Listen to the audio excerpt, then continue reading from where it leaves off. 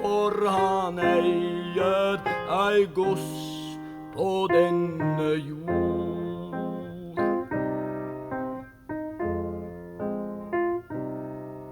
Feilene hans, de var lette at glemme, men aldri så glemmer jeg hans ord.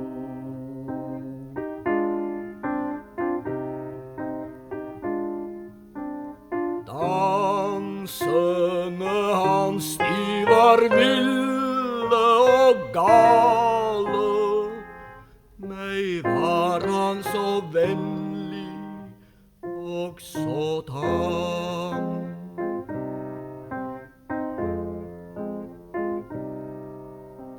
Talen hans kunne både by og befale, meg ba han så blidt som et lam.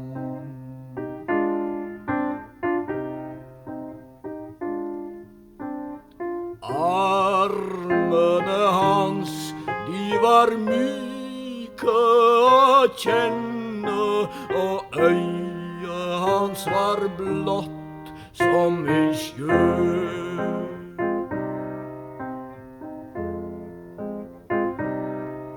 Viserne sine, de sang han uten ende, like til den dag han måtte dø.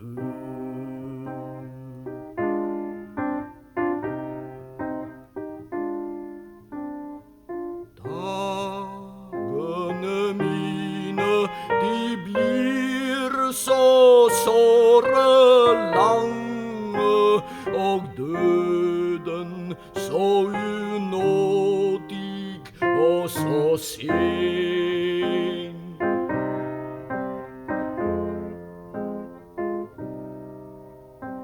Tankerne mine, de ofte